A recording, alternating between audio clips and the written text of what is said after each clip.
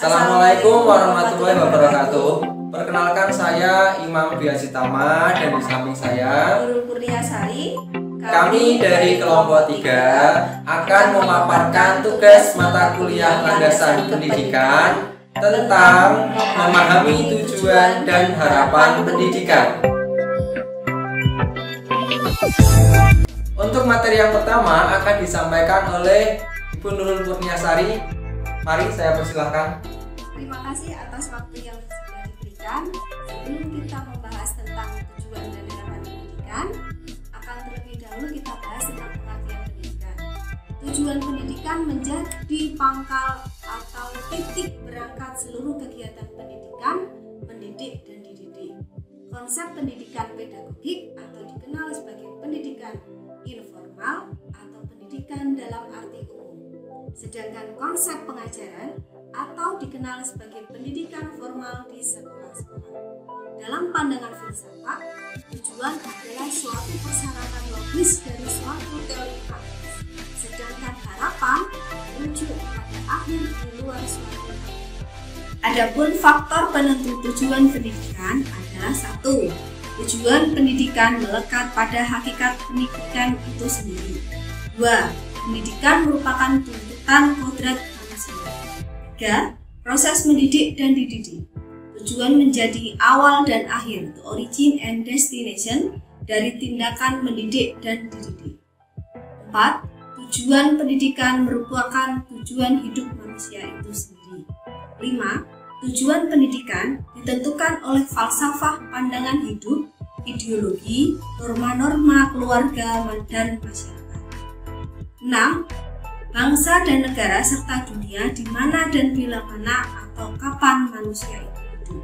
Jadi, kesimpulannya adalah tujuan pendidikan ditentukan oleh falsafah pandangan hidup, ideologi, norma-norma keluarga, masyarakat, bangsa dan negara serta dunia di mana dan bila mana atau kapan manusia itu hidup. Beberapa pendapat ahli tentang tujuan pendidikan. 1. Sokrates berpendapat bahwa tujuan pendidikan itu mengembangkan daya pikir sehingga mengerti pokok kesusilaan. 2. Menurut Plato, tujuan pendidikan adalah membentuk generasi muda menjadi orang yang berkarakter sebagai warga negara yang baik. 3. Menurut Aristoteles, tujuan pendidikan adalah membentuk manusia menjadi warga negara yang otonom, yang dengan kehendak bebasnya mampu memilih pemimpin yang mengatur kehidupan masyarakat. 4. Menurut Agustinus, tujuan pendidikan adalah cinta sepenuhnya kepada Tuhan agar mendapat ketentraman di surga. 5. Menurut Thomas Aquinas, tujuan pendidikan adalah keluarga yang bertanggung jawab atas pendidikan.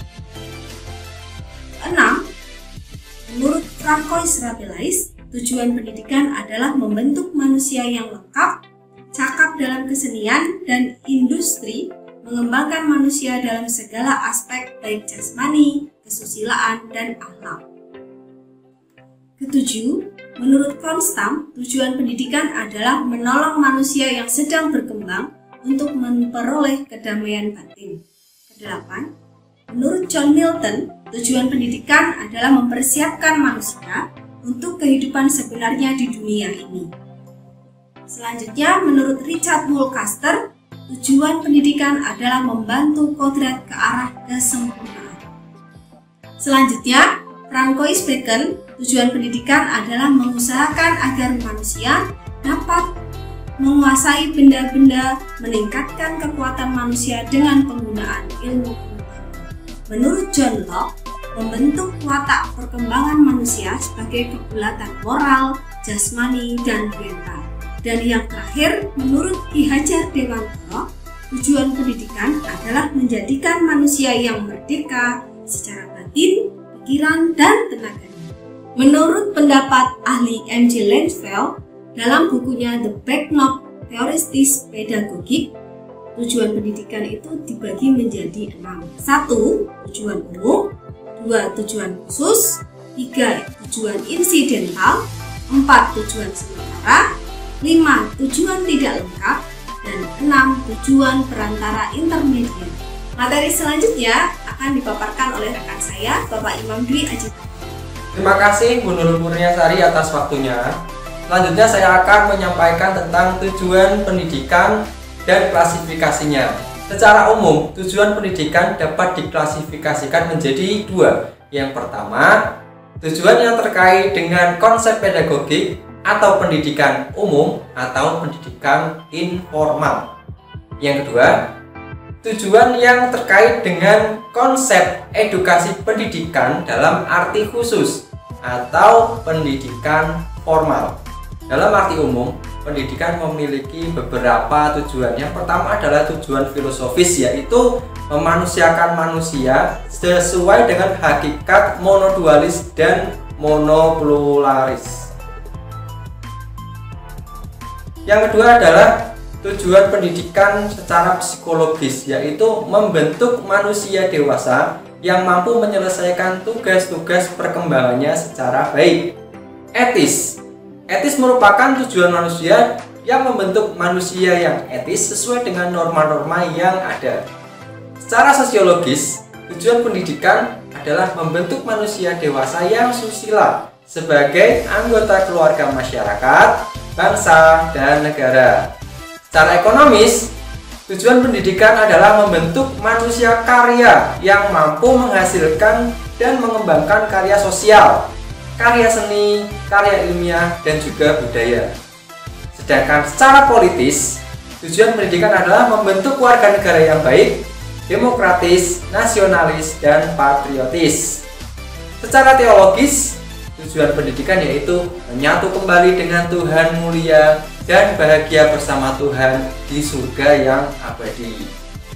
Tujuan pendidikan dalam arti khusus tertuang dalam Undang-Undang Nomor 20 Tahun 2003 tentang Sistem Pendidikan Nasional. Di situ ada yang namanya tujuan pengajaran dan juga tujuan pembelajaran. Tujuan pengajaran menitikberatkan pada perubahan tingkah laku yang mengarah kepada terbentuknya manusia yang susila, karena pendidikan adalah proses homonisasi dan humanisasi.